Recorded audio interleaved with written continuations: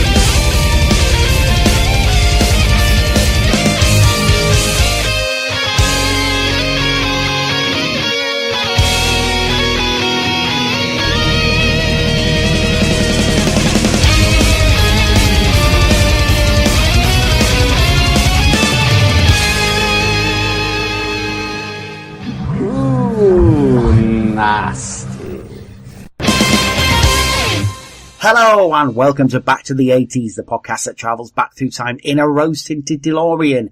Yes, folks, we are now on episode 323 of this, and I, as ever, am Glenn, aka Cymru Nerd Cave, taking you back to the decade that was full of snoods and championship football. Barclays League Division 1, I believe it was back then, when Liverpool had candy on their shirts, and when Mel Gibson, well, let's just say he had a bit of a better reputation than he's got now. Let's just say that, shall we? Joining me this week is an old friend of the podcast. He's almost what you would call a podcast regular these days. Not only on his own, which I'm sure he'll promote at some point, which isn't called Ball Fondlers. Sorry, Stace. It is, of course, your friend and mine. It is, of course, Mr. Duncan Sparrow. Hello, Glenn. Always a pleasure to be back. How are we? Yeah, not too bad, mate. Not too bad. How are you today? Wonderful. Had a nice day off dossing, finished off Road Trooper, sat around, hoovered the house. It was fantastic. The usual then. Yeah, nothing. Do you know what? Maybe it's a sign of getting old, but there's something about when you cleaned your own house and you can just sit there and go, marvellous. Do you know what? Just end it here. Yeah, no, I found I do that. I used to do the hoovering on a Sunday, and now I do it on a Saturday because I think, oh, well, that's it now. I did it this Saturday. The missus was working, so I was on my own on the Saturday, and I thought, you know what? I'll wake up reasonably early. I got up at 9 o'clock in the morning, which is fine, right? And tidied up a bit, did the hoovering, and I thought, it's like 9:45 in the morning, and I'm free all day.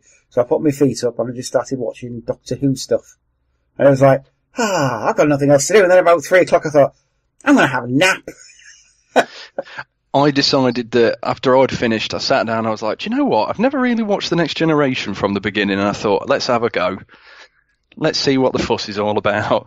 10 minutes later, you've gone to season 3. Oh, God, if only. It's quite... do you know what? I don't hate it, but good Lord, it's sanctimonious. We've heard it many times on this podcast. Seasons 1 to 2 of Next Generation are really sanctimonious. I didn't realise that they introduced Q quite as early as they did, but there we go. Yes, very well. I think he was supposed to be... I think he was not the big bad, but I think he was supposed to be the in to it. Well, this is what I was saying to my mate Rick, who's... any questions I've ever got for Trek, I always pose it to him because if he don't know it, it's not worth knowing. And I said to him, I was really surprised because he seems like the sort of character that when a series like that goes, hang on a minute, we've kind of done, sort of Monster of the Week stuff. Let's chuck an omnipotent being in who's like godlike powers. Not from the first episode.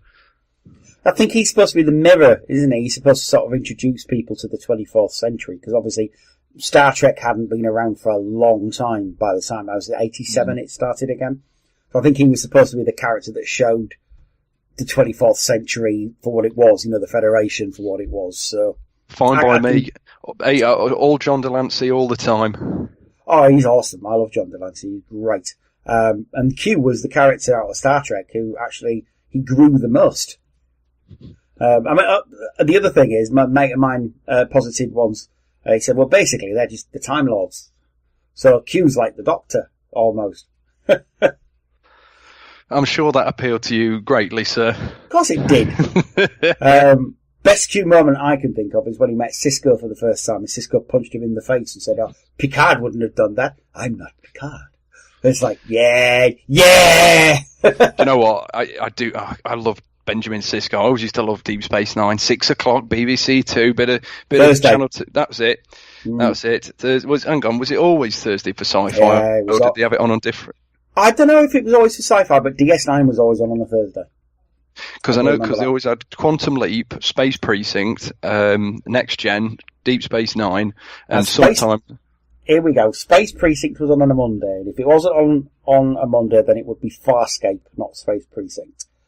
I know, I'm thinking Space Precinct all the way. Jerry Anderson's Space Precinct. Used to bloody love that programme. Oh, no, I mean, they were both great. I quite like Space Precinct. It was alright. And then Quantum Leap was 9:30 on a Tuesday.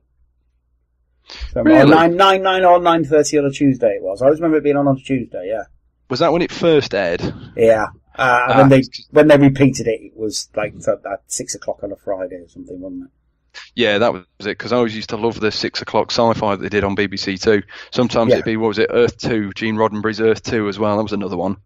Didn't get into that. Monday nights was usually comedy, so you used to have Fresh Prince and then Ren and Stimpy.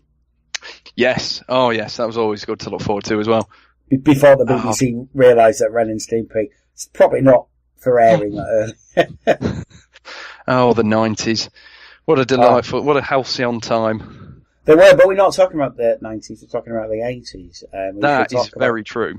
Some of that a bit later on, but first things first. You'll forgive me for mentioning programmes that started in the 80s that I watched in the 90s, of course. Absolutely. And Quantum Leap started in 1989, so, same thing with Star Trek Next Gen, it was 87. But other than watching Next Gen in your pants, what else have you been up to this week? Not a great deal, mate, to be honest with you. Just finished off Road Trooper, bumming around the house, cleaning up. Nothing of import. Although, I must disappoint yourself. You remember I said that we were going to go and watch The Last Jedi for my kid's birthday? Yeah. Yeah, they decided they wanted to watch Jumanji, Welcome to the Jungle. Oh, well, so, not a bad film. I did see it. Yeah, I really liked it. I was pleasantly surprised. I thought it was a good conceit. Could have done with slightly... Well, not less, but a toned down Kevin Hart. Yeah, I'm looking at the Lethal Weapon 4 poster, forgive me. Could have done with Kevin Hart maybe toning his shtick down a little bit, but other than that, really enjoyed it. I like that little nod to Robin Williams as well, that was quite nice. Yeah, that was really good. Tasteful. I thought so. I thought it was there if you needed to see it, and if you didn't know about it, it didn't matter. See, it was the what was it? This is his house, but I'm living in it, which I thought was quite nice. Yeah, exactly. I thought it was quite good. I thought it was a good conceit. I like the idea that it was now a video game. I like the fact that it turned itself into a video game because it needed to be more relevant at the time. I like the fact that Karen Gillan was good in it. She was really good in it. I thought everyone, I've got to say, I thought they were all good. Even Jack Black, who normally, as of at the moment, later day Jack Black kind of annoys the arse off me, but quite enjoyed him. I like Jack Black. I think he played a teenage girl really well. Oh, gotcha. Because he didn't camp it up, he just played a teenage girl. So, obviously Dwayne was good. Didn't appreciate having to explain the joke about the erection joke to my kids. So. Well, he didn't have to. You didn't have to explain it. Could have just, I'll tell you another time. No, far too honest for my own good. But Dwayne obviously was good. Yeah, he was fantastic. But then again, that's very rare. Course. I was going to say very rare is the time when Dwayne Johnson isn't good. See, he's also, one of them. It's films he's in. It's not him. I've never seen him be bad in anything. No. Oh no, he's been in some shockers, but he's always pretty good in the films that he's in. So there you go. A nice little cameo by Colin Hanks at the end as well. I thought. Colin Hanks for Stace. Yeah. I take it. Have you seen that video of her and Rich and everybody else getting quite drunk and singing Colin Hanks to the tune of "Daddy Cool"? No. It's weird. I need to see that. Well, of course it's Stace. But he responded on Twitter to it. Of course he did. Bless him. At least he's not Chet Hanks. That's true. There we go. But yeah, I enjoyed Jumanji when I saw it. Anything else that you've been up to? Nah, nothing of import, my friend. Nothing of interest, really. Just plodding along nicely. Just living life, as it were. There we go. As for me, I got a nice little package through the mail. It's payday last week, so, things happen when it's payday. And for a while I've been eyeing up the Mr. Men site because they've got Doctor Who stuff on it. So, the Doctor Who Mr. Men mashups that they've been doing. Oh, the books, yeah, I saw that. You posted a couple of them on... Was it the ones you'd got? I haven't got the books yet. I will be getting the books because obviously I love Mr. Men. I love Doctor Who. What's not to want? But I did get the they brought out a 4-mug set of Doctor First, Doctor Fourth, Doctor 11th, and Doctor 12th. So I now have those mugs. I will be getting the others as they bring them out because I really want the Doctor Third one because I think it looks so much like John Pertwee.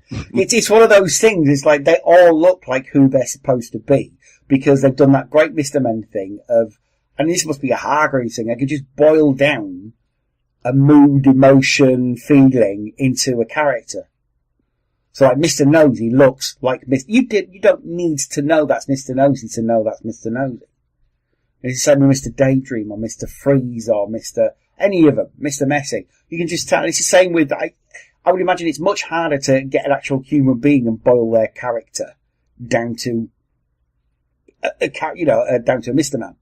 But they seem to have managed it because they all look exactly who they're supposed to look like. So it's fantastic. I do love the Hargreaves family and I do love Mr. Men. They're just great things.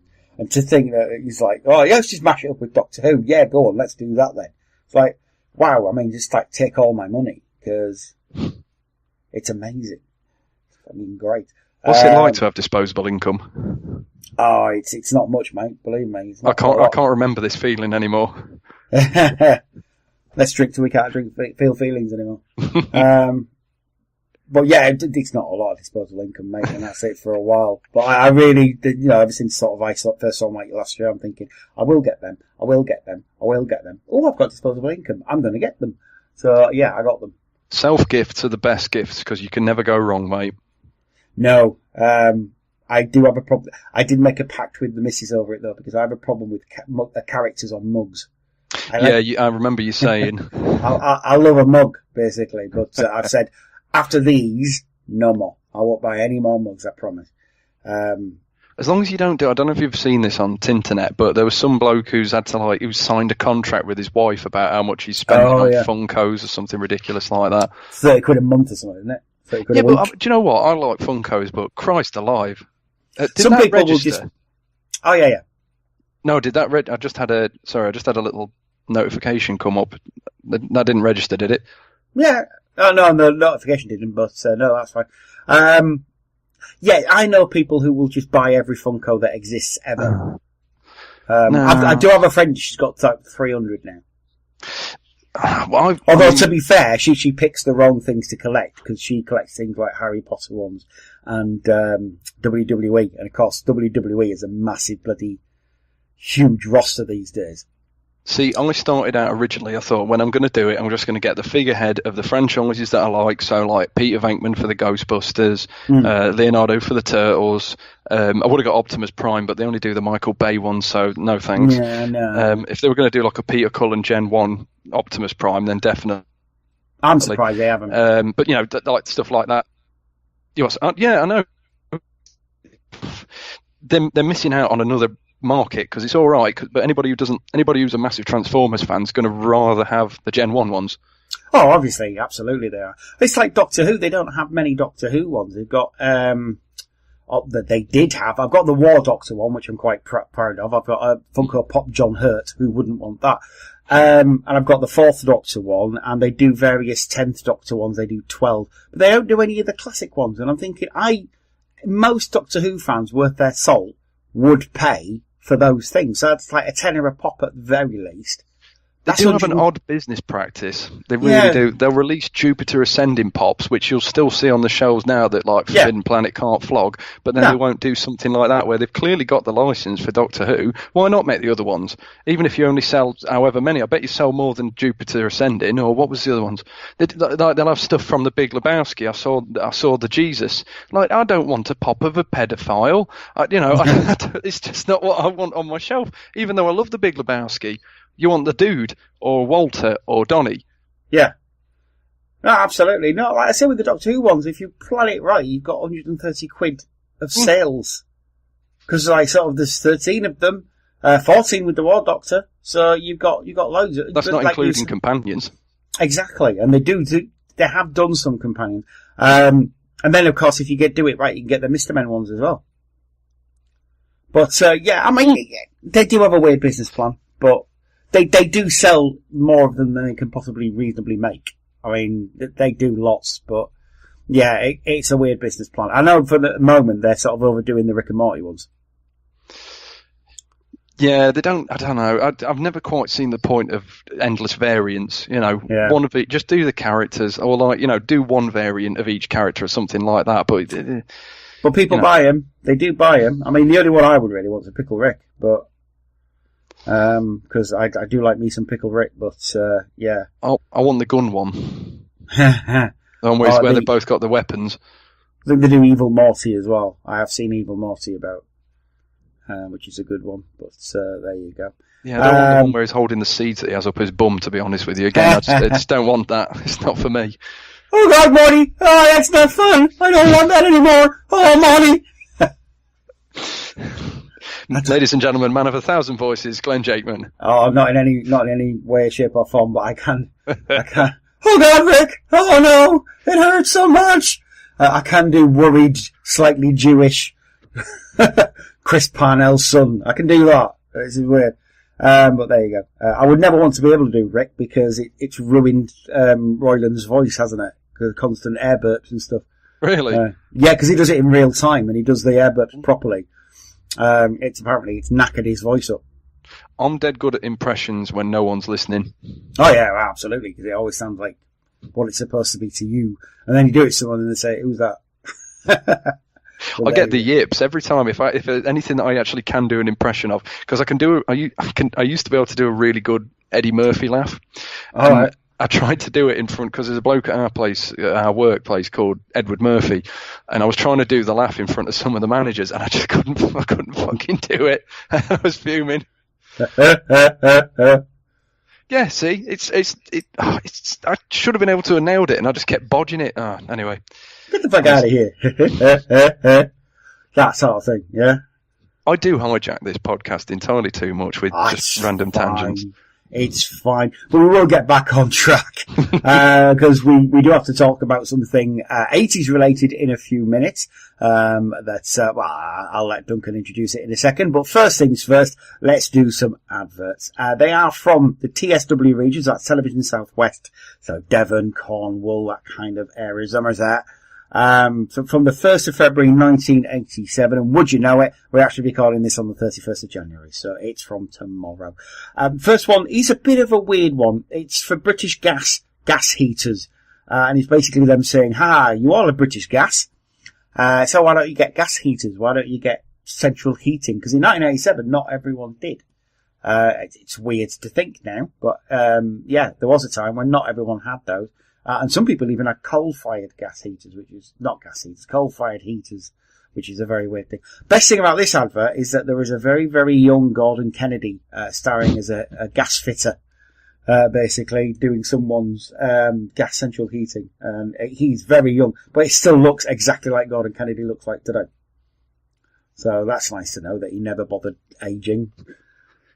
It's all right for some, isn't it? Very, very all right for some. Next advert we've got up is from Worthington's Best Bitter. It's from that period of the 80s where alcohol companies decided to use old film footage to flog their stuff. So I think Holston Pills had the Griff Rhys-Jones adverts where it's because Dead Men Don't Wear Plaid came out 5 years before. And because that was a big Hollywood production and cost a lot of money to make, ad companies didn't necessarily have the money to be able to throw on that. But 5 years later, when the technology to do that was a bit cheaper, then they could, so they did, basically. And this is exactly what that is, just Worthington's reusing very, very old film footage to flog their dodgy bitter. Am I cracking up, or did Jeff Goldblum used to do a bitter advert? Didn't he do Holston? Yeah, I swear it was. I might be cracking up, but I swear No, it was him. I think you're right. I think he did Holston Pills, and Dennis Leary did Holston Pills as well for a long time. So I think Goldblum did it sort of early-ish 90s, and Dennis Leary did mid-90s. Remember that because they brought out a version of Asshole, but with drunk driving lyrics. If Dennis Leary did a Holston Pills advert, does that mean Bill Hicks did one first? Or... Very funny. Bill Hicks was too busy rocking the ganja, I think. There you go. You know what? Oh, is it, you know what? I can't remember. Stuart Lee did this whole thing about a comedian getting found out that he was nicking other people's material. He was very, very Dennis Leary-esque comedian. I said, you know what rabbits are? I think it was rabbits. You know what rabbits are? They're faggot rats. That's what they are. Or mice. You know what mice are? Mice are faggot rats. That's what they are. And it turns out that somebody else had been doing a very similar routine. You know what swans are? They're faggot geese. And the guy playing the Dennis Leary character was actually a buddy of mine. It was Tony Law. He was a very, very funny Canadian gentleman who worked a lot with Stuart Lee. But yeah, that always reminds me, anybody ever says about Dennis Leary supposedly stealing Bill Hicks, we'll never know. They were very similar. But I think what happened was somebody saw somebody's act, honed it, and it was more marketable. I think that's what happened. I wouldn't like to think it was just straight up plagiarism. Better as an actor. Oh, I like it. No Cure for Cancer still makes me laugh. I like the song Asshole. Although apparently, Louis C.K. reckons he ripped that off him, like the idea of it. Anyway, I'm doing it again. I don't think Louis C.K. is going to be heard of for a little while. It's a little while. But interesting enough, Dennis Leary's act sort of put that into perspective as well, because all these people in America going down for sexual not discrimination, but sexual molestation and all that kind of stuff. They'll be back in a few years and everybody will have forgotten. And Dennis Leary did a routine about that on No Cure for Cancer. He said all these people who go, they have massive sort of 9-month benders and they just get drunk and drugged up and then they go in rehab and come out and say, sorry, I fucked up. And they're just instantly forgiven, they cover a TV now and all that kind of stuff. And that's exactly what's going to happen here, I reckon. 5 years time, Louis C.K. and all that lot will be back and Weinstein and they'll say, oh, well, you fucked up. Oh, that's what we're like as human beings. We're garbage. But never mind. Moving on to someone who isn't garbage. Segue. Placido Domingo, who's a very nice man, I'm sure. He was big in the 80s and he had a collection out by Stylus Records, who I'm guessing are the classical music version of Ronco or K-Tel. But you could buy his collection on record, or tape. Not CD though. Then you've got an advert for Shape Fruit Yogurt by Penelope Keith, who's trying to convince us all that eating yogurt makes you thin. Spoiler alert, it doesn't. It makes you fatter because it's fat. Oh, it's fat-free. You can't have fat-free yogurt. It's fat. You can have yogurt with less fat and loads of sugar in it, because that's what that is. But anyway, after that, you've got an advert for Legal & General, which were an insurance company, and they were making a lot out of the fact that they've got umbrellas, and saying, oh, our symbol's an umbrella, and that's because we look after you, we keep the rain off your head, blah, blah, and it's like, you're an insurance company. You'll take our premium and not pay out a claim. So, that's what insurance companies do.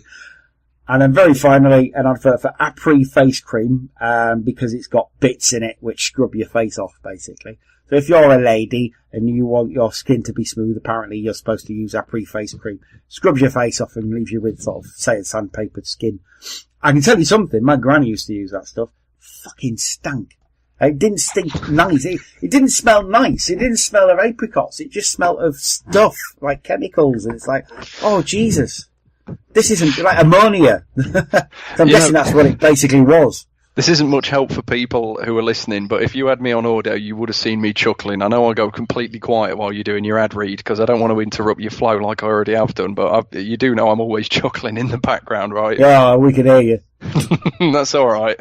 It's true, though. Apri stank. It was not very nice at all. But on that rather weird note, we'll leave you for a bit to listen and obviously cogitate, digest, and whatever else Lloyd Grossman used to say on MasterChef all those years ago. Bye-bye for now.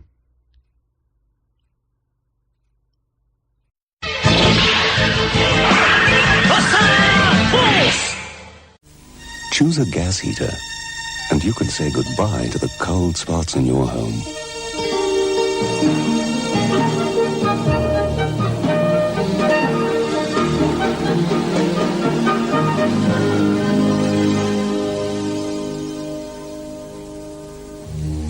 A gas heater. Fit one wherever you need it, and you'll find fast, controllable heat always available, and economical to run. Isn't it time you warmed the cold spots in your home with a gas heater? Gas. No wonder people prefer it. I don't know, Ron. Time was you used to be able to pop out for a nice quiet spin of a Sunday and you wouldn't see a soul for miles around. You're right, Arthur. But let's face it, this is right on the way to the coach and horses. And since they got the Worthington best bidder in, well, trade's picked up a bit, hasn't it, eh? Here we go, here we go, here we go. Here we go, here we go. Worthington Best Bitter. Go for it.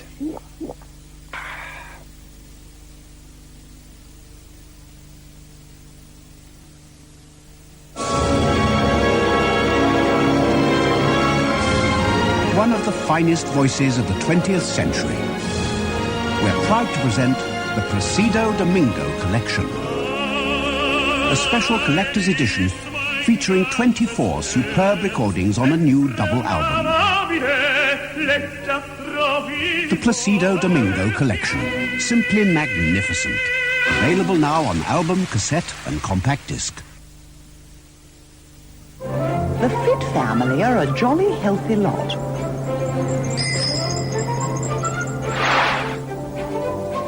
And they love nothing more than a day at the seaside, with a pot or two of shaped fruit yogurt, which the kids love because it's so delicious, and Mum loves because it has only half the fat. The modern healthy food for the modern healthy family. Shaped fruit yogurt for fit families everywhere. At Legal and General, in case we should ever forget that our business is to provide people with financial cover, we like to remind ourselves from time to time why the umbrella is our symbol. Amiable, capable, Legal and General. Ask your financial advisor or broker.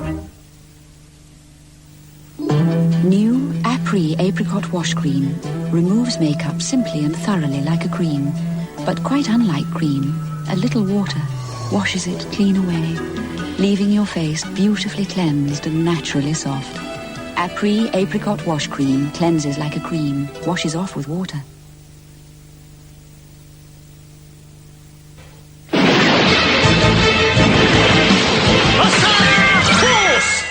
And we are back. Hope you enjoyed those ads as much as we did. Righty dokey, Mr. Duncan. It's obviously your choice for our subject tonight that we're going to talk about. What have you chosen? A third Christmas film to talk about. Ooh. I know, right? Crazy. Lethal Weapon. Yes, Lethal Weapon. 1987's Lethal Weapon. Or at least the first one's a Christmas film. I'm pretty sure 2, 3 and 4 aren't set at Christmas, but either way, Shane Black likes his Christmas as a setting, doesn't he? Bless him. He certainly does, because we're on Kiss Kiss Bang Bang Christmas as well. Yeah, I want to say The Nice Guys is, The Long Kiss Goodnight. 3? Was that, had that Christmas stuff in it? Yeah, 100%. I think The Last Boy Scout does as well. Yeah. We'll have to see Predator has it in it, the new Predator film. Oh, yeah. Good point, yes, because he's directed He's directed him right in it, hasn't he? And he was in the original. Yeah, that's it. No, he's not Billy. He's I don't remember what his name is. He's the one who's always telling Billy his jokes. He's the nerdy guy. That's it. Yeah. The glasses who gets. Does he get off first? I think he gets off first, doesn't he? Yeah. He's the one who gets done by the Predator because he's trying to save that woman. Yeah, that's it. And he gets dragged off. But anyway, we're not talking about Predator. We'll talk about that next time. Lethal Weapon. Lethal Weapon. What a great collection of films.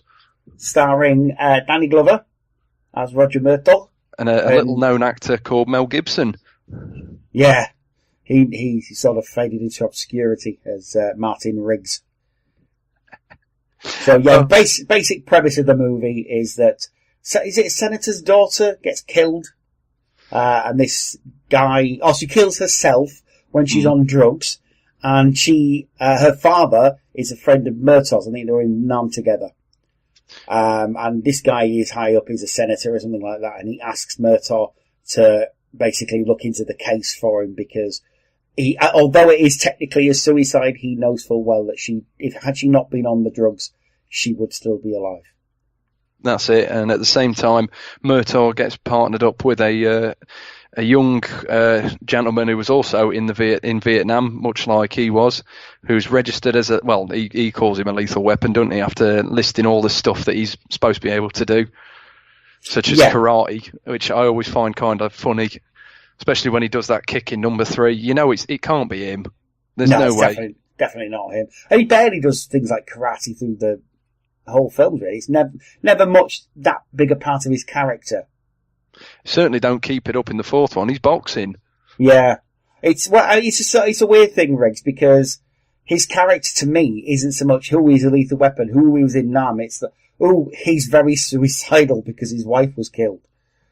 And all through the first and second films, you see that suicidal nature, of Riggs coming through. But he's a young cop. Nobody else wants to work with him because he's dangerous. He's basically got a death wish at this point. Yeah, he's a nutter. I mean, sorry, that wasn't a very well thought out way. But, you know, I mean, the version of Lethal Weapon I've always seen has been the director's cut. So you actually see it, the first time you see him in action is when he's walking towards that the sniper who's in the school. Yeah. And he won't move. He's just walking towards him slowly, calmly, sussing out his position until bam, just takes him out in one shot. And I think most people would have seen how unhinged he is when he jumps off the roof with the bloke who's going to commit suicide. Yeah, the jumper. You got that, and then you got Lethal Weapon 1, where he's going to shoot himself with the hollow point. Yes, yeah, that's it. Because in the director's cut, he takes home a prostitute just to keep him company and to watch Three Stooges shorts with him. Yeah, because Riggs' basic backstory is that he was married to basically the love of his life, and she got killed. You found out why she was killed in Lethal Weapon 2, which I always thought was great. I thought it was very clever. And he's basically from there on, he loses the will to live, and he's trying to do basically death on the job. So he's got a death wish. And then, because he basically can't commit suicide, he tries, you see him try a couple of times and he can't do it. So he tries to get people to kill him while he's on the job. He's a big fan of Three Stooges movies. He lives in a trailer by the seaside on the beach. And then he gets partnered up with Murtaugh, who initially really doesn't like him, but you know full well these guys are going to get pretty close. And basically by Lethal Weapon 3, he lives with them. Yeah, I always really like that. I like that there's a nice through line through all these films, even into the 4th one. But, well, I mean, one of the nicest things is obviously directed by Richard Donner. Richard Donner likes a family. He likes a family setting if he can. And so I suppose at that time it would have been a bit of a twist that the suicidal nutjob of a cop is actually the white guy, and the settled family man with no real issues in his life at all, never cheats on his wife, never looks to cheat on his wife, all he wants is a quiet life. That's the black guy. It's a good twist. And his kids at him, apart from Lethal Weapon 3 for like a second, none of his kids are involved in gang warfare or, have drugs problems or anything like that. They're nice kids. But all the way through, up to the fourth one, they've all these kids, they've gone off to be, reasonably successful. That everyone's doing well. Do you know what? I'm glad that they never made a fifth one, because I think the fourth one was such a nice capper on the series. Yeah, they didn't need it. It was just, a simple case of they finished the story out that they were on, and they got old, and they sort of said, "Nah, they're old." In fact, going back to what you said about like Richard Donner having a family environment, they've got the same police captain all the way through, who I think is his cousin, if I remember rightly. Cousin. Yeah, it's his cousin. They have the what's the name, the psychiatrist in all four of them. It's Murtaugh's kids, as played by the same actors all the way through. I can imagine. You'd imagine that it's quite a nice sort of working environment on set. You'd think so, yeah. Murtaugh's, his cousin was also in Superman as a police captain, oddly enough. And, Nick, the guy who plays Nick, was in Scrooged. He's one of, Bob Cratchit Cypher's kids. Grace. He was one of Grace's kids. Oh, God. Because, again, his cousin's in Scrooged. He's in the gallery. That's it, yeah. He's upstairs doing the TV malarkey. I don't know the lingo. Yeah, he's the director, I think. He's the director of the Christmas show. He will have, I think the psychiatrist, she's in Scrooge as well. She plays one of the executives. Mary Ellen Trainor, in it? Yeah, she's a friend of one of his friends, I think. He'd known her for years, and he did like working with lots of his own people. So you will find a lot of them. But, in the original one, you've got, I forget his name, but he's in everything. Gary Busey's in it. He's Mr. Joshua. Yep. And you got the other fella who is in everything, and I can never remember his name, but he's always plays the same character. Usually he plays quite good guys, but in this he's not a very nice man at all. And basically it's just a drugs ring. I know what you're on about. He's the dad in Grosse Point Blank, isn't he? Yes, that's him. Yeah, I can't remember his name. He always looks dead familiar, but I can never. They're the only two things I know him from.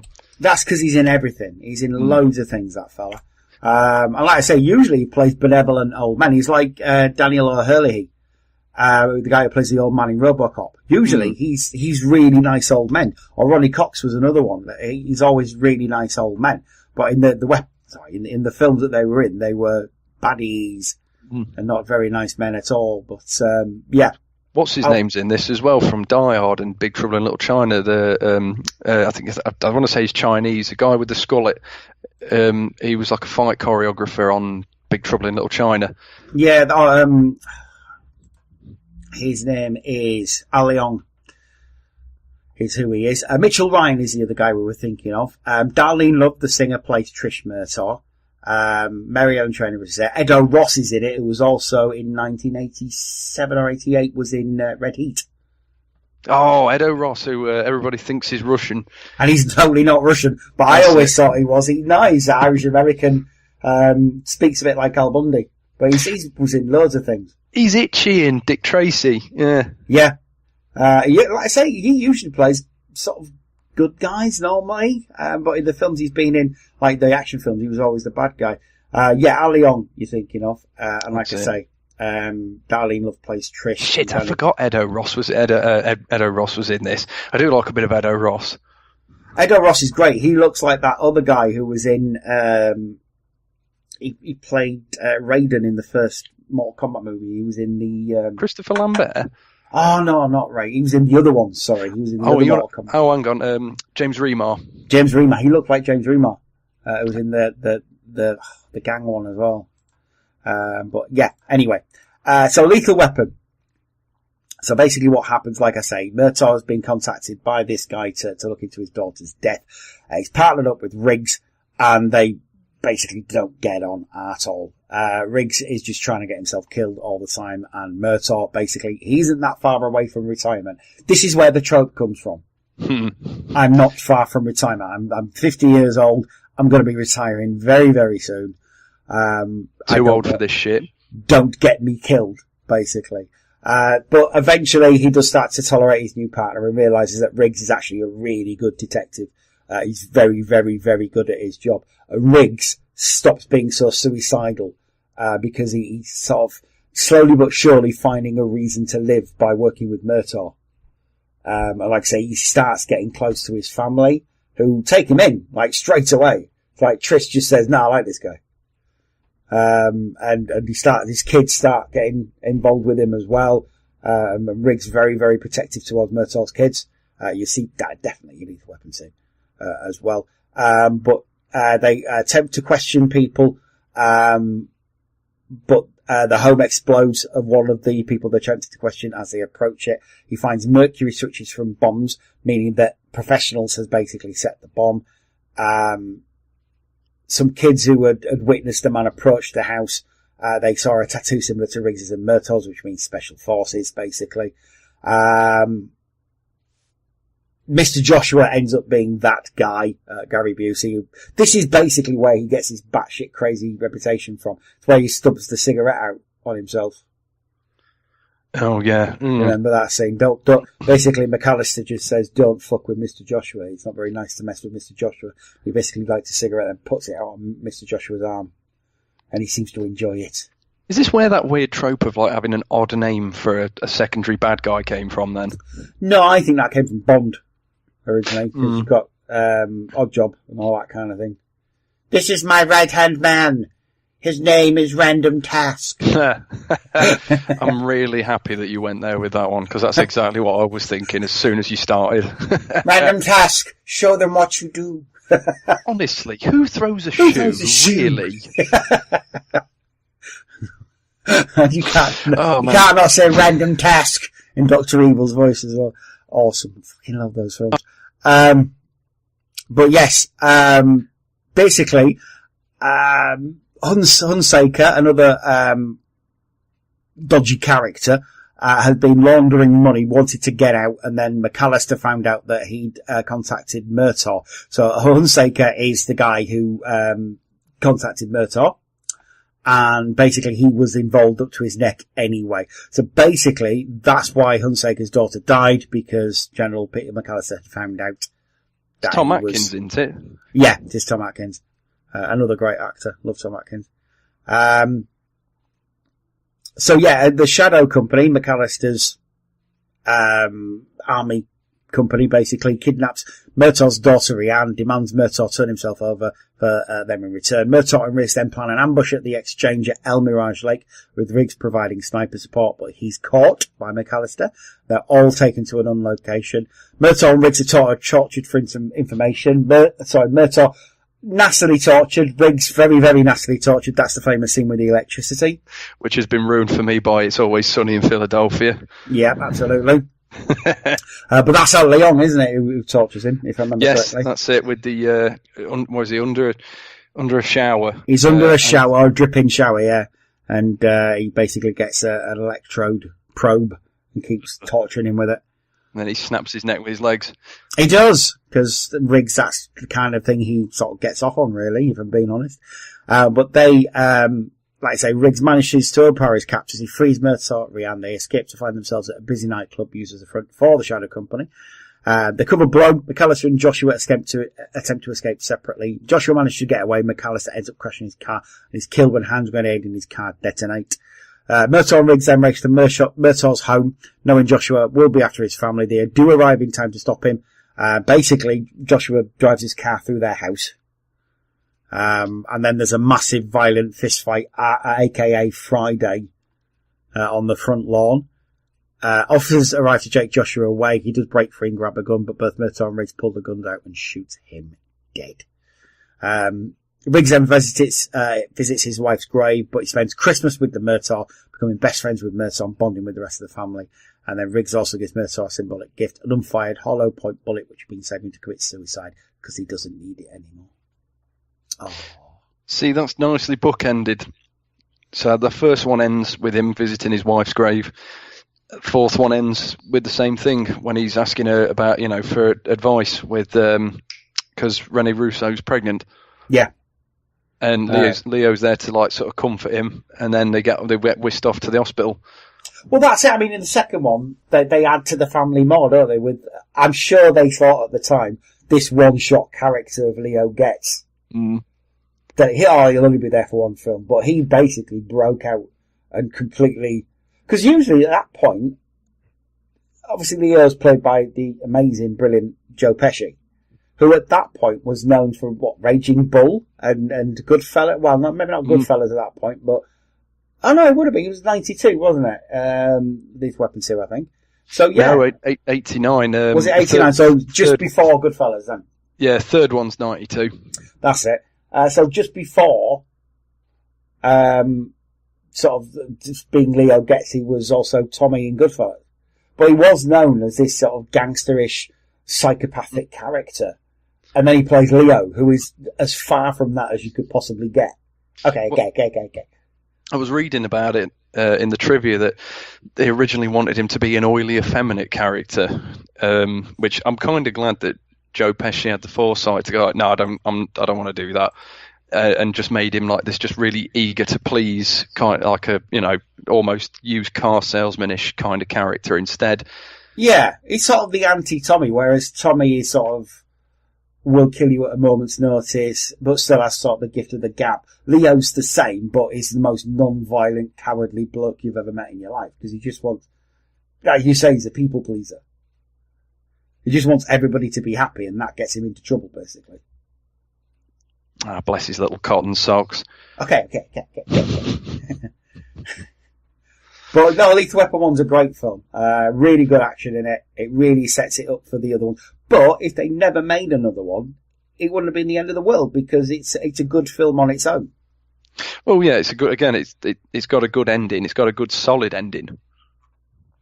I think probably that's Shane Black's influence as well. Mm. I think because Shane Black just wrote such a good... He likes his buddy comedies. As much as he likes Christmas, he likes buddy as well. He likes people, sort of different characters getting together and getting along. Because he did that in The Nice Guys, he did that in Kiss Bang Bang, did it in Iron Man 3. Yep, Last Boy Scout. Yep. And all of his films are quite similar. You could say. Or, well, yeah. he's just got a talent for writing a certain kind of movie. This is the thing, you could never, although they follow a formula, you could never accuse his films of being similar. No, they're not samey. No. They're always different situations. I mean, I've just realised, actually, as you were saying that, he tends to write his films with the capacity to be continued, but no need to if they aren't. So Kiss Kiss Bang Bang, ripe for a sequel. Doesn't need it. Perfectly good story. One and done, as they say. Ends nicely with everything tied up, but they could do another one if they wanted. The Nice Guys, same thing. Lethal Weapon, prime example, because they made 3 more. Oh yeah, exactly. And one of them was the story was by him as well, because the second one was. I don't think it was originally going to be Lethal Weapon. It was Play Dirty. It was called originally, and then Jeffrey Boehm got hold of it and turned it into Lethal Weapon 2. Really? Yeah. Originally. Let's have a look. The original Play Dirty, Joel Silver asked Shane Black to write the script for the sequel. He was struggling with personal issues. He still managed to write the first draft along with his friend novelist Warren Murphy, who co-created Remo Williams. Nice. Oh, we love Remo Williams. That's amazing. Yeah, because Shane Black wanted to reboot the film series. Yeah. He wanted Fred Ward back as well. Really? Yeah, apparently so. Do you know what? I tried to watch that film twice. I tried to write a review of it for a mate of mine, and I'll be honest with you, everything is in place that I want to enjoy it, but about the halfway mark, it feels like it's been going on forever. So I just sort of started skipping through it. I think possibly the fact that Joel Grey, I think, who plays the Korean guy. Yeah. That once I actually found out that it was a white dude under that makeup, much like what's his name in Short Circuit. I was a little bit. Yeah. I found it just a tad distasteful. Yeah, I mean Joel Grey was MC from bloody Cabaret, for God's sake. So he's a respected actor. It's not like he's just some dude. I'll give him his due. I genuinely thought he was a Korean bloke until I found out he wasn't. Yeah. So, there's that, but it don't sit right. If it serves the story, like Robert Downey Jr. in Tropic Thunder, where he's an arsehole method actor who's just taking it way too far, that's completely different. But something like that, it's like, oh. But even then, even then, there's one thing he won't do. Never go full retard. Which I was actually talking about that the other day. There's one actor who did, and that was Sean Penn in I Am Sam, which was pure Oscar bait. Anyone's ever seen that film, it was just, and I don't think he won any Oscars. I think he got nominated. That's what he references, isn't it? He says, "That's it. He didn't come home with an Oscar." No. He says Tom Hanks, part way there, but got the Oscar. Sean Penn went too far. Can't go back from that. Yeah, he never got full retard. But that wasn't supposed to be Tom Hanks. That was supposed to be Chevy Chase originally. Really? Interesting enough, yeah. Apparently so. Is this one of your tidbits you learned from you? How was your night at Chevy Chase, actually? I forgot to ask. I refer the learned gentleman to the last podcast I put up about it. It wasn't... I won't go into it because I went into it extensively in the last episode, but I'll have a word with you later about that one. It didn't go well. It didn't, and yes, it went better than I could have imagined. Oh, fantastic. Right. So anyway, Lethal Weapon, great film. So we'll see you all next time. Yeah, see you later, guys. But yeah, Lethal Weapon, great film. Like I say, didn't need it, but it got a sequel, as we say, in 1989, so we could definitely talk about that one. Directed again by Richard Donner. I think he directed all of them, if I remember correctly. He did, all 4. And all produced by Joel Silver and himself as well. Starring Mel Gibson, Danny Glover, as we said, Joe Pesci, Patsy Kensit, Derek O'Connor, and Joe Eklund.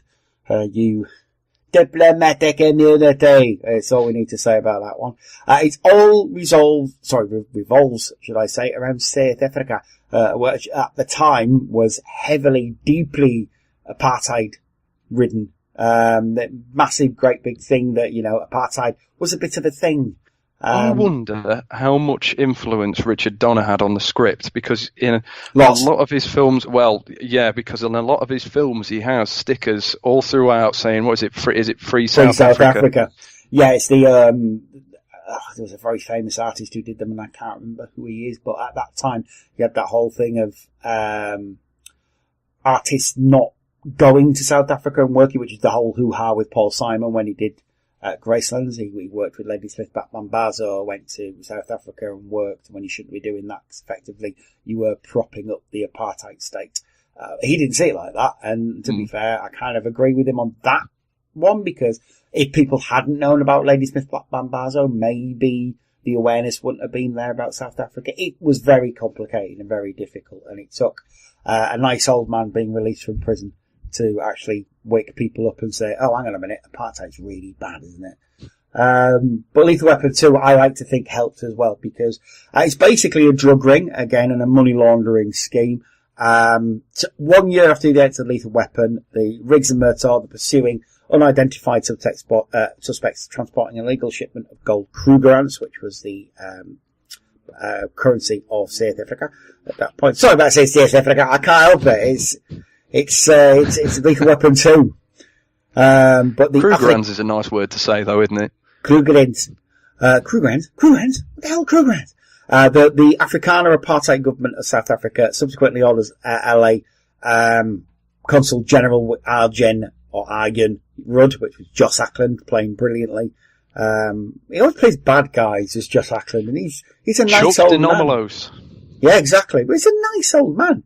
And the absolute complete bastard of this film, Peter Fosted, played by the brilliant Derek O'Connor. I think he's Australian in actual fact, but he's Irish.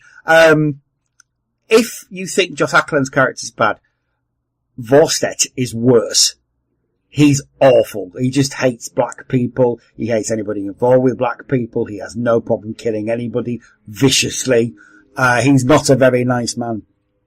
But they are both told to warn both detectives of the investigation, and they're reassigned then to protect an obnoxious federal witness, which is called Leo Getz, after an attack on Murtaugh's home.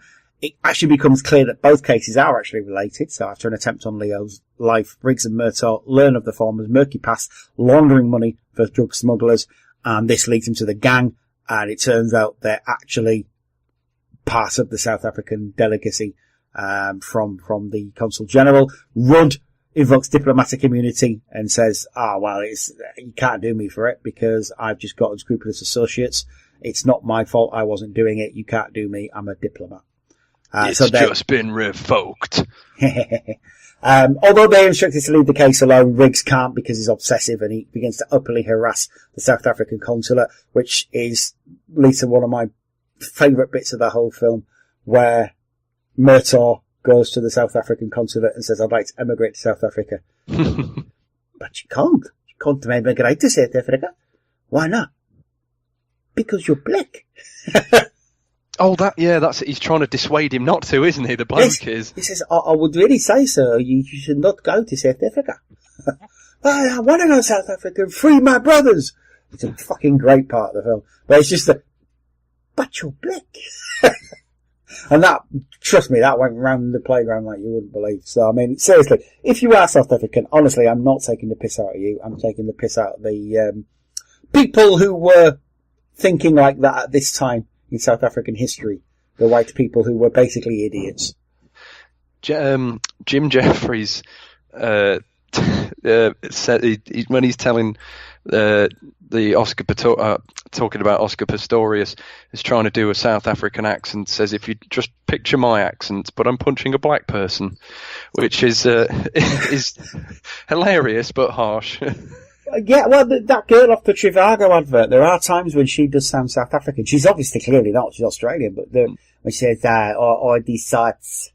My nan actually used to live next to a South African lady, who had to leave suddenly, South Africa, around the time that Nelson Mandela got out, actually. What basically happened, they did tell me, they owned a massive plantation in South Africa, like fucking huge, massive manor house and all that kind of, what you would expect. And of course they had black servants, black workers, who, let's not put too fine a point on it, they would have been exploiting. One night, around the time that Nelson Mandela was released, there was a knock on the door, and they opened the door to find a lot of their workers, their black workers, with pitchforks, torches, machetes and stuff in their hand, who persuaded them that leaving straight away might be a good idea. So they left, funnily enough. They came to England with nothing, and they ended up living in a council house, like sort of months after they had been asked nicely to leave South Africa. I mean, at least they got the option. You know, the argument could be made that whoever's the land belonged to beforehand probably didn't get that. No, probably not, and they probably didn't deserve to be fair. But yeah, I never found out what happened beyond that. But yes, they were asked to vacate the premises.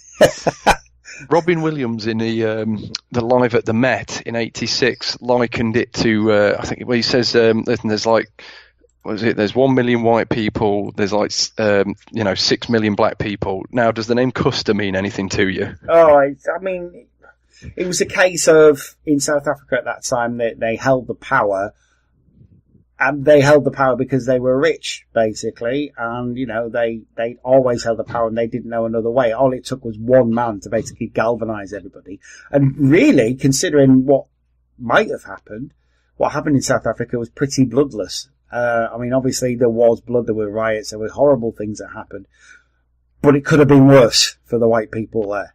And you know, I don't think the world would have stepped in had that happened, quite frankly. But there you go. I mean, thankfully, it's not like that now, and it's not like it was in 1989. The Afrikaners are not now in control, but they were in 1989. So, yeah, Riggs does openly harass the consulate. He defies Ruddy Romance. He's his secretary. Rika van den Haas, who's played by Patsy Kensit, she's not an actress. How dare you? She was alright in Emmerdale, wasn't she? No, she was in Emmerdale. She's not an actor. Look, she isn't bad in this. I'm never going to say she's Oscar worthy, but it wasn't an Oscar worthy film. She wasn't bad. She was okay for what she needed to be, which is basically, she was fridged to further the male story. I mean, a lot of people will not be happy that what happens to her, but she was there to die, to basically be his wife part 2.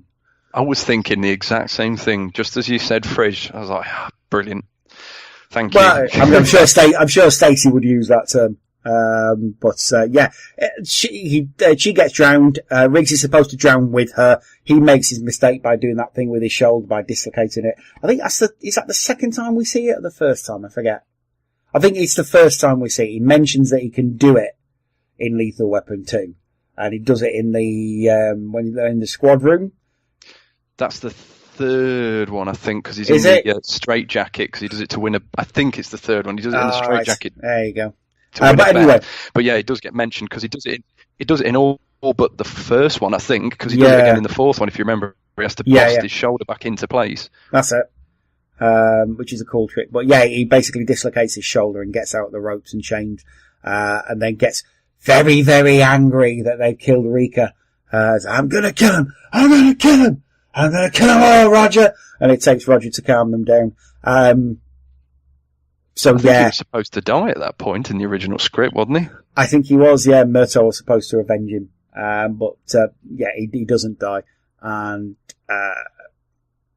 basically, it was never going to happen at this time, was it? The height of Mel Gibson's popularity. No. Not going to happen. But yeah, he revokes his badge basically and says it's just all about the vengeance now. And Murtaugh does the same. So they rescue Leo. They destroy Rudd's house. They head for Rudd's freighter docked in the port of Los Angeles, and there's a big chase and a big action scene where Peter gets killed by Riggs. He stabs him I always remember he stabs Riggs in the leg, and you sort of hear it hitting bone. And not very nice at all. But Riggs does eventually kill Fawcett with his own knife, and then crushes him by dropping a cargo container on him.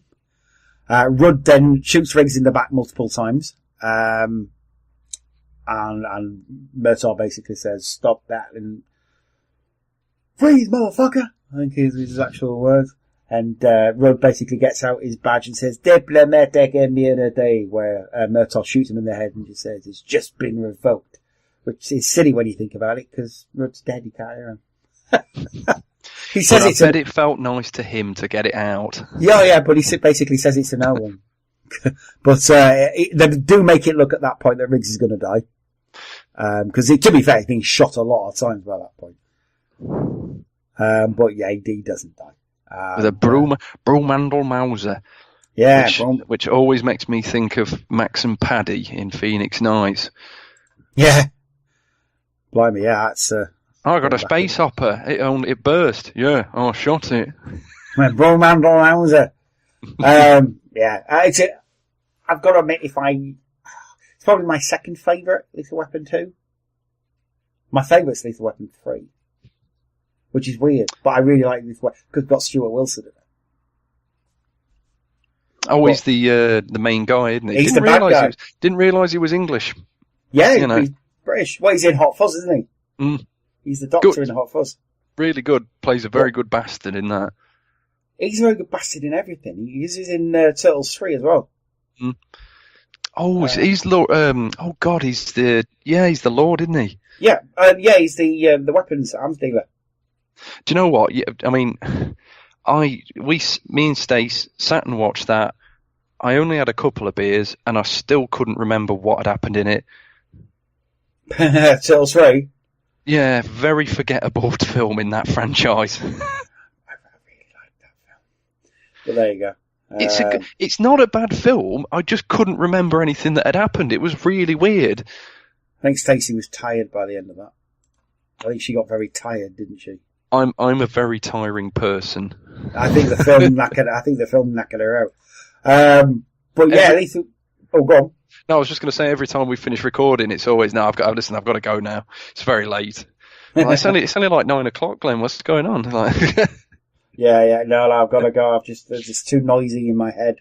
But no, so Lethal Weapon 2, I really love Lethal Weapon 2. I think it's a great film. It's a cracking film. Introduce us to the character of Leo. Okay, fuck you in the Drive Thru. I mean, that is just a whole sort of like 5-minute rant, and they just let him go, I think. And they just say, "Go on."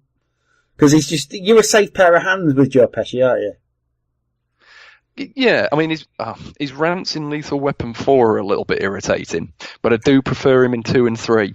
In 2 and 3, he's brilliant. Mm. Oh, I'm gonna die. No, you're just on the ice. Oh, okay. There's a dum-dum. He's not terrible in 4, to be fair, but he's just having him and Chris Rock kind of playing off each other. When they're separate, it's fine, but when they put them together and they're doing that mobile phone rant, up until the point where Mel Gibson rings him and starts like taking the mick out of him. Yeah. He needed to have stopped, bless him. it's just too much, I think, in 4, but in 2, he's, like I said, a revelation, because before then you'd never known him as a comedy guy. You'd always known him as quite a serious actor. No, because number 2 would have been before Home Alone as well. Oh yeah, I think he got Home Alone off the back of this, basically. But before, like I say, he was one of Scorsese's boys. And he worked with De Niro a lot, and I think he is one of De Niro's mates, I think. But yeah, I think the other film he'd been in around this time will have been Moonwalker. Oh God, yeah. Because he's Mr. Big in Moonwalker, which is where I first saw Joe Pesci when I was a kid. Me and all, actually, because he creeped the fuck out of me with them spiders. Yeah, I was too young to have watched Raging Bull back then, but I mean, he is brilliant in Raging Bull. He's basically a much more serious version of Paulie from Rocky.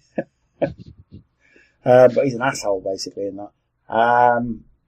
To be fair, he's an asshole in pretty much everything he's in. But yeah, like I said, Lethal Weapon 2, complete revelation, and people loved Joe Pesci from that moment onwards. Probably why George Carlin started praying to Joe Pesci. Probably. I would have. Like I said, Joss Ackland, poor Joss Ackland. He's such a nice man in real life, and yet in this, horrible, nasty, horrible piece of work. Same as Derek O'Connor as Peter Forster. Just the worst. And it's that sort of thing was they couldn't have been anything but bad guys at that time. They're playing South Africans. They were like the Nazis of the time. It's an odd one because that's one. I mean, apart from the others, I don't think that the plots aged them. Whereas that one, you can't not have it be in the 80s with it being set around apartheid. Not that that's an issue, you know. I mean, they're still great films. Yeah, like you say, it completely ages it.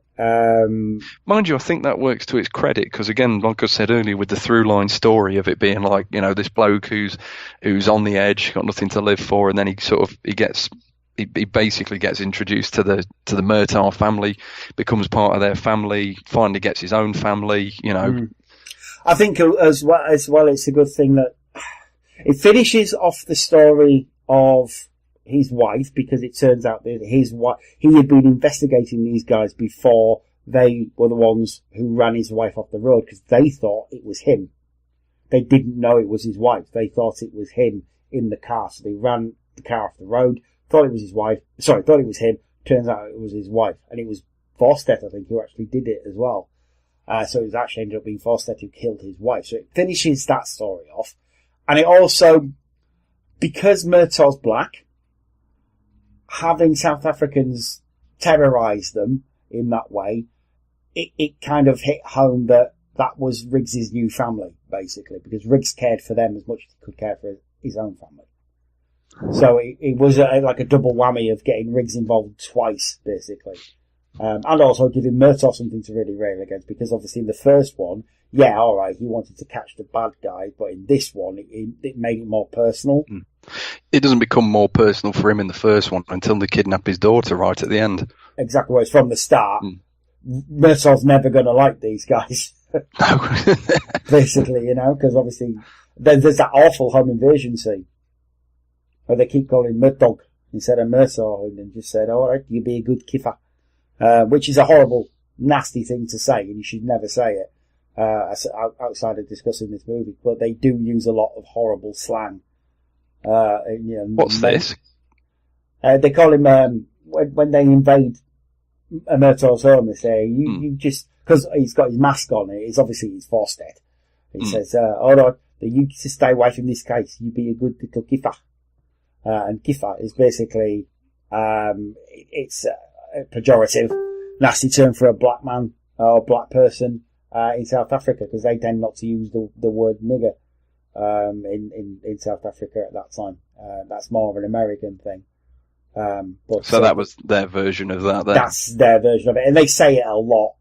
Right. In that film. You know, they basically, there's no illusions. The South Africans do not like black people, which not always true, because Rika, she had no problem with Murtaugh at all. She was sort of shown in a sympathetic light But then she dies. So, thus proving that all South African people are horrible, and that's what it will always be like. It's not like that at all. But there you go. But that's Lethal Weapon 2. Lethal Weapon 3 took a different tack, and this is basically Riggs in Love. And we won't talk too much about it because it's 90s, but it's probably my favourite of the series. Where he meets his equal, doesn't he? She meets female Riggs, basically. Who's played She's even got the hair. She's played by brilliant Renée Russo, who I love. I think she's great. She's not in enough stuff these days. She's Thor's mum, or she was Thor's mum, wasn't she? That's it, yeah. Fantastic in Get Shorty. Yeah, she's fantastic she never really had much of a career outside the 90s. For some reason. She sort of played less and less as the years wore on, and that's a shame, because she's really good. Yeah, certainly Lethal Weapon 2. She was good in Ransom, I think she was in with Mel Gibson. She made quite a few films with Mel Gibson, if I remember correctly. Thomas Crown Affair with Pierce Brosnan. Pierce Brosnan, yeah, she was really good in that as well. So she made loads of films in the sort of mid to late 90s, this being the first of them. And, she's basically just Lady Riggs, sorry. They compare scars, they, both willful, strong-headed, want to get what they want, both badasses in their own way. She even does the spin kick that he did as well. Exactly, which he sort of instantly falls in love with her. And she gets herself nearly killed as well. So, but it's also got the brilliant Stuart Wilson, who's a brilliant bad guy. Because he's not a psychopath, he's just an asshole. I always like it, because sometimes especially in these sort of 80s, 90s action films, the bad guy tends to be a nut job of some description. Think Dennis Hopper in Speed. But he's just calculating. He's just cold calculating. It's why he kills Billy right at the start, because obviously Billy is a guy in Stuart Wilson's gang who decides to go into business for himself for a bit and do a bank robbery. And he gets caught by Riggs and Murtaugh. His accomplice gets shot straight away by Stuart Wilson, who is an ex-cop. So he uses his credentials to get inside the police station, shoots the guy before he's questioned. And then Billy, the guy who didn't get caught, is a worker on a building site, because Stuart Wilson's company, the front for it is there making flats and accommodation. And he basically just stuffs him in the foundations of the building and then pours loads of wet cement on him and kisses him in cement. Now is a relationship we can build on. The best bit in that is because he's showing around some other bad guys. He says, no, you're missing the best bit. Let it dry a bit, we can put our initials in it. And the whole thing about that film, Lethal Weapon 3, is the fact that the bad guys using armour-piercing bullets, so if they wear body armour, then it won't help the cops at all, because these armour-piercing bullets will basically go through it. And the gangs are starting to get hold of it, and Murtaugh's son, Nick, is starting to get involved with the gang. But he gets undone by his own product, doesn't he? In the end, when he's got Riggs in the in the scoop of the bulldozer, and he just guns through it instead and just takes him out. Yep, that's Stuart Wilson, though. He's not Murtaugh's son. No, yeah. That would have been a hell of a twist. What a twist! But no, I love Lethal Weapon 3. It's a great film. It's a little, because Shane Black hasn't written it, it's a little light on plot. So there's some quite good character moments, because Murtaugh goes through a real crisis of confidence, because he shoots a gang member who ends up being, it's one of his son's old school friends. But this kid had joined the gang. So Nick, Murtaugh's son, doesn't even look anywhere near joining a gang, if I remember correctly. But Murtaugh takes it really personally, thinks, well, it could have been my son. I could have shot my son. I shot a kid. Basically doesn't want to go to work, doesn't want to do anything, and Riggs has to basically get him back to work. So they have a massive fight on Murtaugh and Riggs' boat, which never goes to sea. It just stays in the harbour. They just drink beer on it with Leo. But they have a massive, massive fight, have a falling out, and then it turns out, it's just to get Murtaugh to show his feelings, because he's an old-fashioned kind of guy, doesn't show feelings. Do you know, I've just realised the only time that his boat goes to sea once, in the fourth one, gets blown up. He gets blown up, yeah. I must admit, I've not seen the fourth one that much. It was one of the first videotapes that I'd got that was, like a older certificate. I watched it over and over and over again. Plus, it got Jet Li in it, and I went through a massive phase of just consuming like tons and tons of martial arts films. So I absolutely loved number 4. But he's in it, but he might as well not be. Well, same thing as this one. Little light on plot, lot of good character moments. Yeah, I would definitely agree with that. Although one thing, like I say, with Jet Li being in it, he kind of might as well not be, because he can barely speak English anyway. Jet Li. I think they had the balls. I think the original plan was to try and get Jackie Chan to do it. Yeah, but he don't play villains. He don't play bad guys. At least not at that point, anyway. Because I swear he must have done. He's in a film that's going to come out soon called The Foreigner, I think it's called. He's sort of playing a villain in that, or he's playing an antagonist. His daughter gets killed by some Irish Provisional Army. Oh, guys. Is this the one? It's his Taken, isn't it? Yeah, it's basically his daughter gets killed by these guys, and he wants to know who done it so he can take revenge on them. And Pierce Brosnan plays like a Jerry Adams type politician. Oh, right. Who sort of has been involved with these guys, but I don't think he's involved anymore. At least you're not meant to think he is. I don't know whether he is or he isn't. And it's basically Jackie Chan doing these increasingly badass things to get this guy to talk. He's just saying, "Who killed my daughter?" And he's just fucking Jackie Chan being awesome. And I kind of like the fact that Jackie Chan, as he's getting older, is thinking, "Do you know what? I can do gritty stuff now." As long as it's better than Skip Trace, I don't care. Never seen it.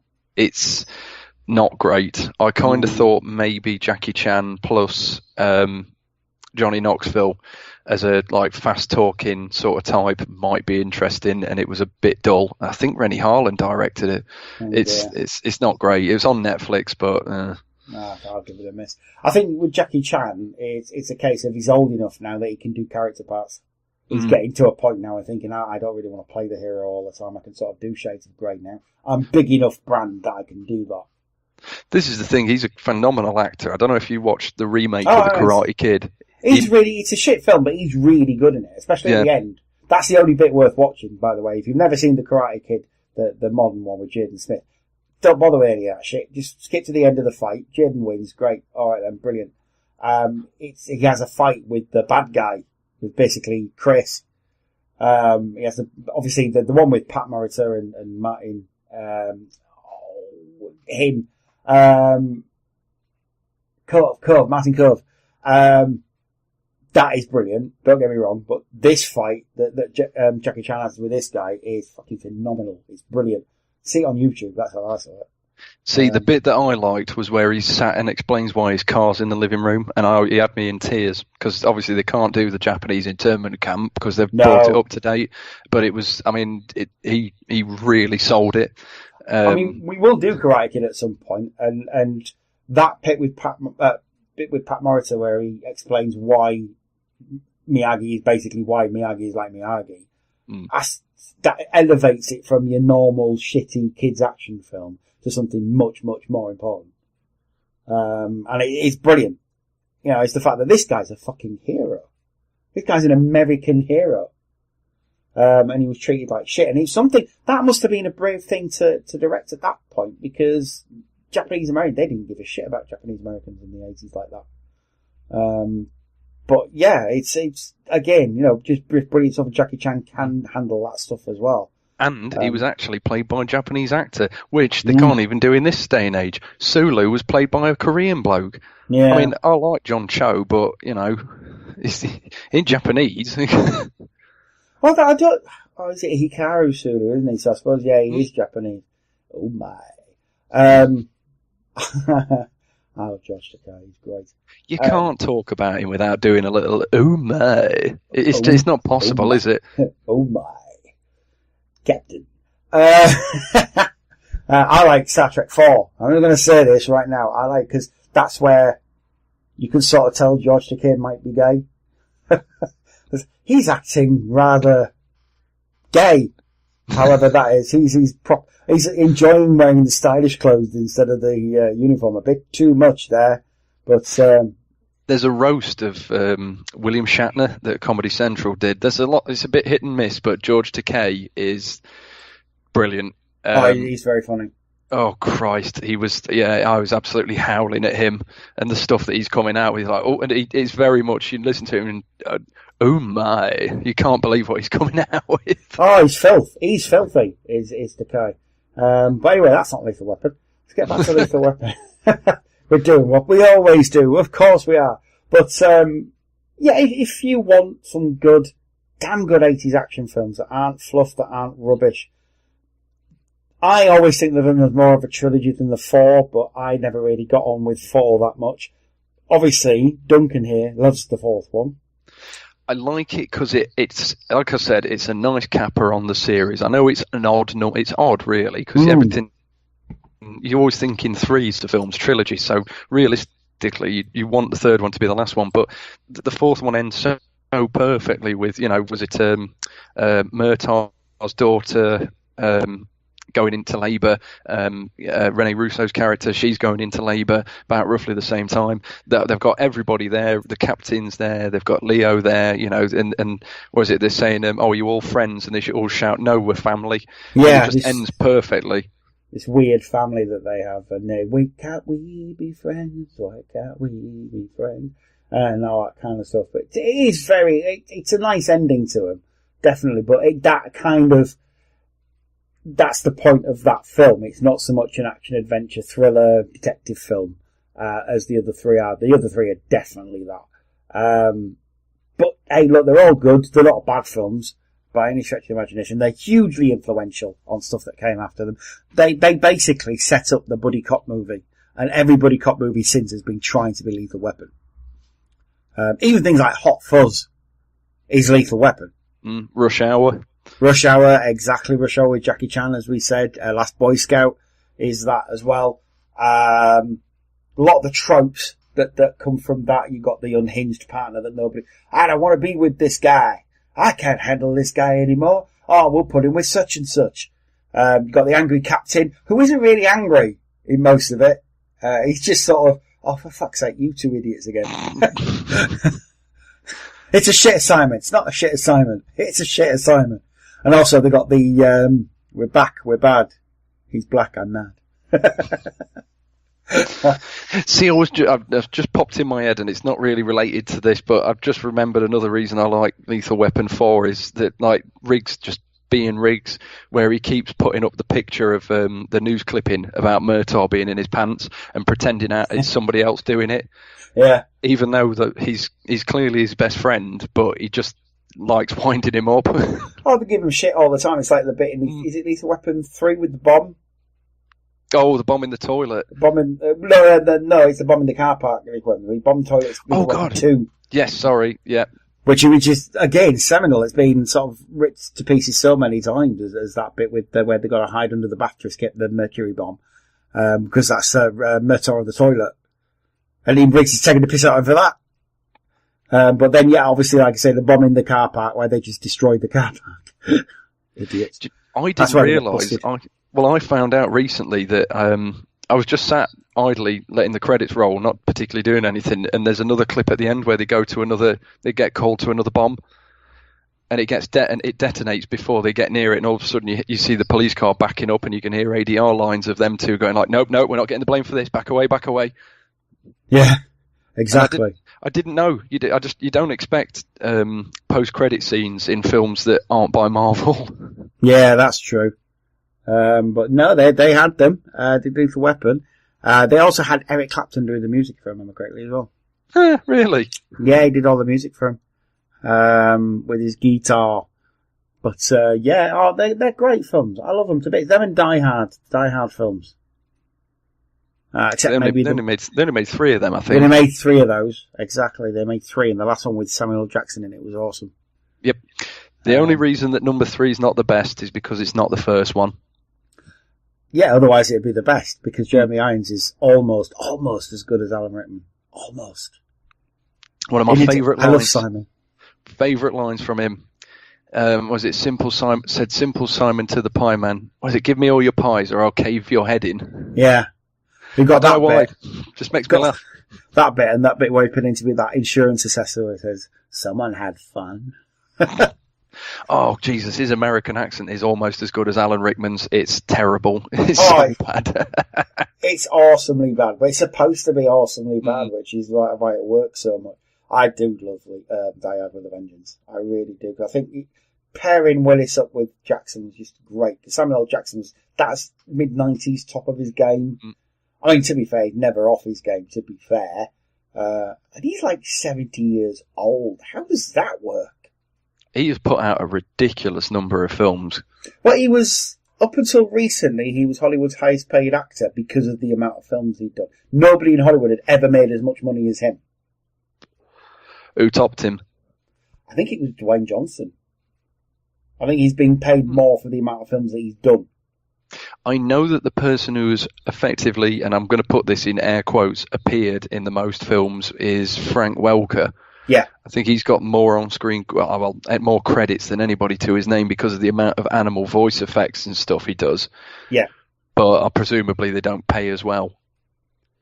I would imagine for a voice actor he's paid very, very well, but no, I would imagine because he's not on-screen talent. But I think Samuel L. Jackson's sort of near there now.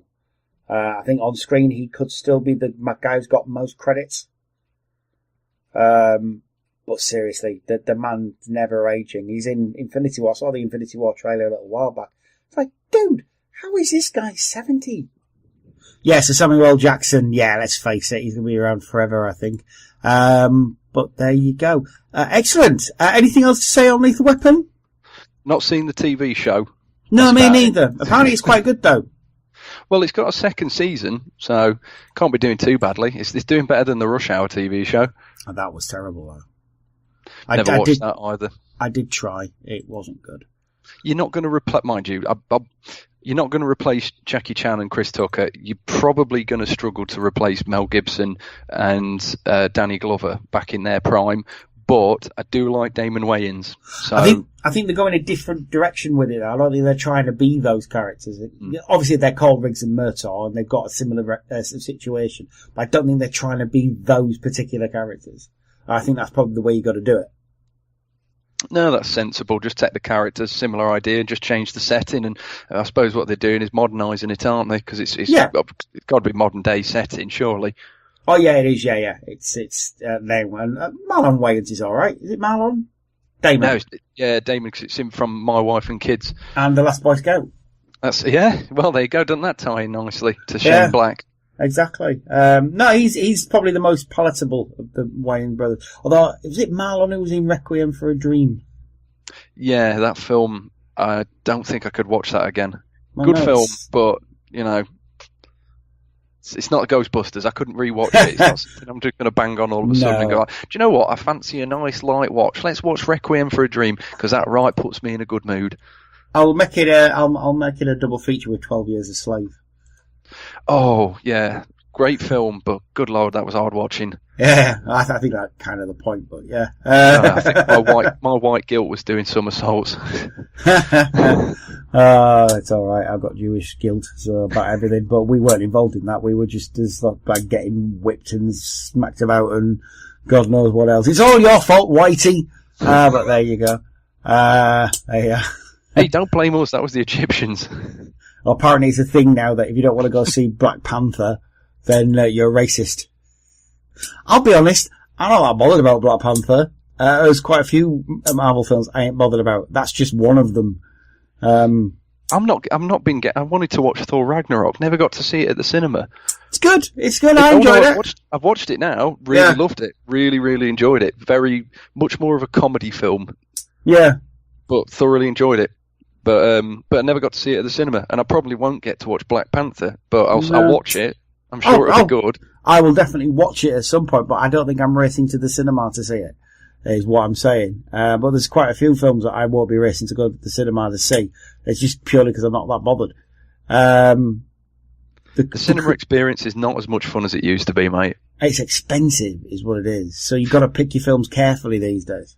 Yep, I don't want to spend £10 a head to go. Even, mind you, I've said that Well, we do get 50% off, but even then, I don't want to spend for, let's see, 3 kids, 2 adults. You're talking about 30 quid still for the lot of us, then snacks and everything, to sit through a film where everybody's going to sit there waffling on about what they're going to do afterwards. I didn't pay for that. I didn't pay for the arsehole DVD commentary track during my film. Thank you very much. No, exactly. You got to pick your films a bit carefully these days. It costs a lot of money. Mm-hmm. But yeah, I will see Black Panther. I just probably won't go to the cinema to see Black Panther. I'll wait till it comes out on Now TV. And it's probably the same with Ant-Man. I probably aren't that bothered about Ant-Man and the Wasp, but it's not going to tie into the main thing. So I like Paul Rudd. I don't like him that much. Plus, I don't know. I do love a bit of Paul Rudd. I kind of saw everything I need to see from Ant-Man in the first one. I don't really see how it's going to be any different the second time around. Is what I'm saying. That being said, I do really like Chadwick Boseman as well. So, he's brilliant. Don't get me wrong. And is it Lupita Nyong'o? I think her name is. She plays Mascanada in Star Wars. Although you never see her because she's so CGI. I was going to say, I hope she doesn't look like that in real life. No, she's in real life. She's an incredibly pretty lady, is what she is. A very good actress. She was in 12 Years a Slave, I think. She's an incredibly good actress and she's brilliant. I like the fact that she plays such an old character and yet she's really young. She's like in her mid-20s. You would never think she's in her mid-20s from the way Mascanada acts. Do you know what? I wouldn't have put that at all. I'd have thought it would have been an older woman playing the Mascanada character. She's incredibly young. She's like early to mid-20s at least. Sign of a good actress, mate. Oh, she's brilliant. She's really good. Chadwick Boseman seems really good as well. And it's got the other guy, and I can't remember his fucking name. Michael. Is it Michael something? Oh, Michael B. Jordan, the one who was in Creed. That's the one. Yeah, he's playing Golden Jaguar, I think. And it's also got Forrest Whitaker in it, and he's good in anything, isn't he? Yeah. Don't get me wrong. He's a scenery-chewing old ham, is what he is. He's the black... He's Ghost Dog, mate. I was going to say he's the black Anthony Hopkins at this point. Is what he is. Or the black Christopher Walken. Oh yeah, that's who he is. He's the black Christopher Walken. Because you know you're going to get overacting aplenty from good old Forrest Whitaker like he was in Rogue One. He was great in Rogue One. I'm so good at her. I'm going to kill you all. I don't think he'll ever top Battlefield Earth for like scenery chewing. Oh, he was the only person to come out of that looking good. Because his career has not been affected by it, what I heard. Because that's what he does. He overacts. He's proper Shakespearean, overacty type person. He's great. I love him. He's brilliant. Yeah, even poor old Barry Pepper didn't really come out of that one unscathed. No, exactly. But anyway, Lethal Weapon, everybody. We love Lethal Weapon. It's a great film. Go see them because there's 4 of them. They're all pretty awesome. And at some point we'll watch ITV, and we'll watch the actual series. Duncan! Glenn? Whereabouts can one find you on the old wide world of the interwebs? Well, we finally released Stacebob and the Dweebs, which is the replacement for Podcast and a Half Shell. Which is awesome name. It's yeah, I suppose, except I'm one of the frigging dweebs, aren't I? Oh, you are. Well, I mean, yeah, I can't really deny it. But all we're doing is, so me and Stacey's husband, Rich, pick an old cartoon and use it to terrorise her by making her watch it. First episode was the California Raisins. It was dog shit. Awful. Yeah, I really did not enjoy it. And it wasn't helped by the fact that whoever had uploaded it to YouTube had cropped most of the screen. So it was hard to watch and very hard to tell what was going on. I've already told her what I'm picking, and when we're off, I'll tell you what it is, because I personally think it's a great choice. But yeah, we just use that to be a pair of contrary arseholes and terrorise her. Good. It might wind up culminating in us two getting ritualistically slaughtered by her. Oh, she's a bit scary. Well, only because we might be pushing her to a breaking point, bless her little cotton socks. Oh dear. I'm not saying we won't have it coming. Oh no. It's not your fault. Oh God, yeah. You know, I'll even, you know, I'll sign a note for her if that'll help. But you know, it's fun. It's all in good fun. Excellent stuff. So Stacebob and the Dweebs, go look for that online. That's it. That's about it. I mean, I'm on Twitter, I suppose, but I don't use it. Only technically. Yeah, I am there, but I never use it. I might as well be an egg. Might as well. But he is there, and I will link you in. It's at Deadpool 316. 360, sorry, Deadpool 360. It is. There you go, you know better than me. I do, because I put your name on it when I put the podcast up, and then you sometimes retweet it. But there you go. But I always repost it. That's you always repost it. There we go, on Facebook. Brilliant stuff. If you want to follow me, you can do so on Twitter at Cymru Nerd Cave. That's at Cymru, which is Wales, then Nerd Cave, as in a nerd cave. Then on Facebook, if you put in Glenn, that's Glenn Jakeman. Please do send me a message if you want to add me, because then I'll know where you're from. Otherwise, I'll think you're a random or a bot. And yeah, I won't be adding you because I don't add people I don't know, frankly. If you want to follow us, however, on the podcast pages, in Twitter, it's going to be at BTTEpod.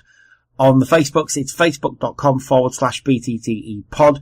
And if you want to follow us on the Nerva Beacon podcast, which is the sister podcast of this one, where I go with my mate Lee and we talk about Doctor Who. Just put up an episode about Twice Upon a Time yesterday, so that's there if you do want to listen to that. It's facebook.com/Nerva Beacon podcast, and then at Nerva Beacon pod on the old Twitters. There we go. Brilliant stuff. Duncan! Glenn! Choose a song for us to play out of. Oh, do you know what? It should be something that ties into this, shouldn't it? But I really like Birdhouse in Your Soul by They Might Be Giants. There we are. Who doesn't like that? Communists. Yeah, paedophiles. I don't know.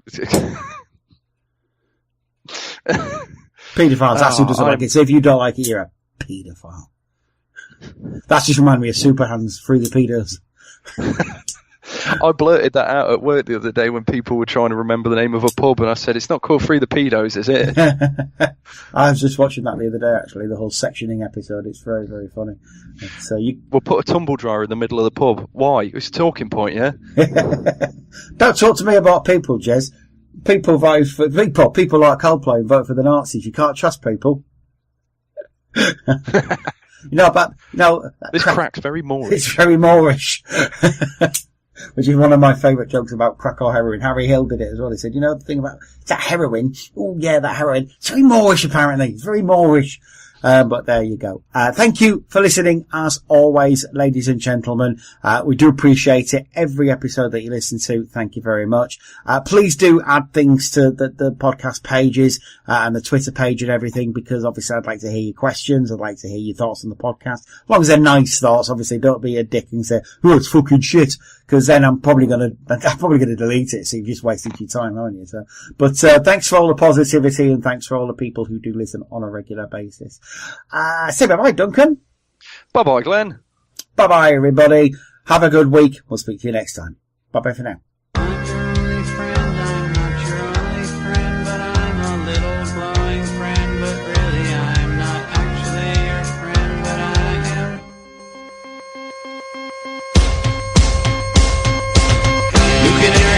By the light switch, who watches over you? Make a little birdhouse in your soul, not to put too fine a point on it. Say I'm the only bee in your bonnet. Make a little birdhouse in your soul. I have a secret to tell from my electrical well. It's a simple message and I'm leaving out the whistles and bells, so the room must listen to me. Filibuster vigilantly. My name is Blue Canary, one note spelled L-I-T-E. My story's infinite.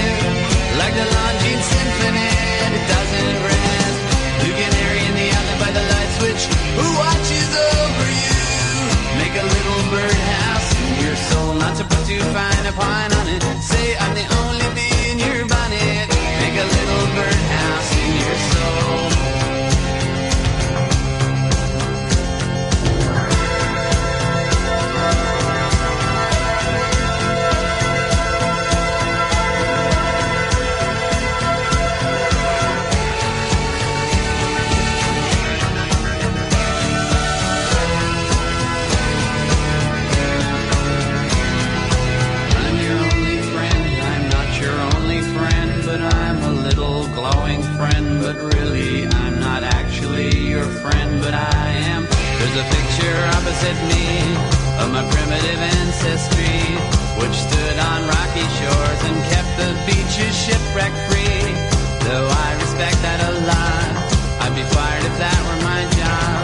After killing Jason Hoff and countless screaming Argonauts, new bird of friendliness, like guardian angels, it's always near. New canary in the outlet by the light switch, who watches over you?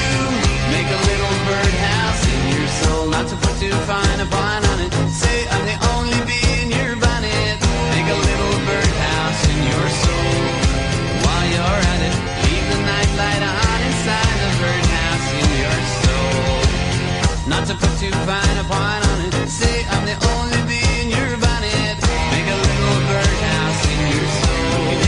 While you're at it, leave the nightlight on inside the birdhouse in your soul. Not to put too fine a point on it. Say I'm the only bee in your bonnet.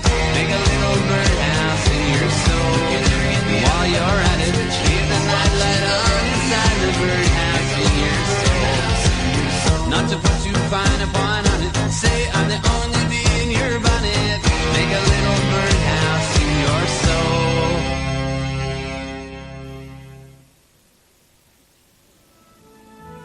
On Granada tomorrow at 9, the antiquated style of Drummond's prep school is affected by the Beat generation. Oh, no, not really looking forward to it. 40 years, say 120 terms, 1,200 nunc-dimittises, a few thousand ungrateful brats, a nice jovial senility, and that's it. Would you say that this was your world? I think I want my world to be a bit more like this, yes. The dilemmas and pressures of life at Drummond's school. Tomorrow at 9 on Granada. And this is how Drummond's fits into our Friday night. At 7, we'll be looking through the keyhole once again at the lifestyles of the rich and famous. 7:30, there's comedy with Me and My Girl. At 8, an FA Cup final preview looking ahead to the big day on Saturday. At 8:05, defence attorney Matlock is hired by a wife who wants him to defend the killer of her own husband, a killer who was also his mistress. Sounds complicated, but no doubt Matlock will sort it all out. At 10:30, a celebration of film director Terence Davis, and the late film at 11:30 is a swinging 60s romp, Modesty Blaze. Programmes for Friday night on Granada. Because you can't see where your oil gets to, you need to be sure it's clinging, cooling, bathing, protecting every single part of your engine. Make sure. Fit the one moving part that sees to all the others. Castrol GTX, liquid engineering. Alas, poor Yorick. I knew him. Oh, no.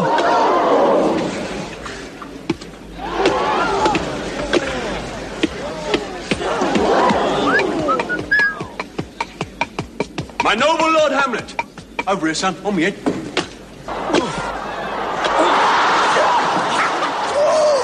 I bet he drinks Carling Black Label. Your best bet for a fuller flavour. Carling Black Label. And here's the weather now. A dry night with clear periods, temperatures down to 3 degrees centigrade, 37 Fahrenheit, giving a ground frost in a few places. Apart from the odd isolated light shower, more especially over the Pennines, tomorrow is expected to be dry with sunny intervals. It will be cold with afternoon temperatures around 11 degrees centigrade, 52 Fahrenheit, and a moderate to fresh northerly wind. That's the weather forecast. Well, you've had a look at our programmes for tomorrow. You've had some weather. We'll leave you with a look at the clock. It's just coming up. It's just, in fact, 12:30.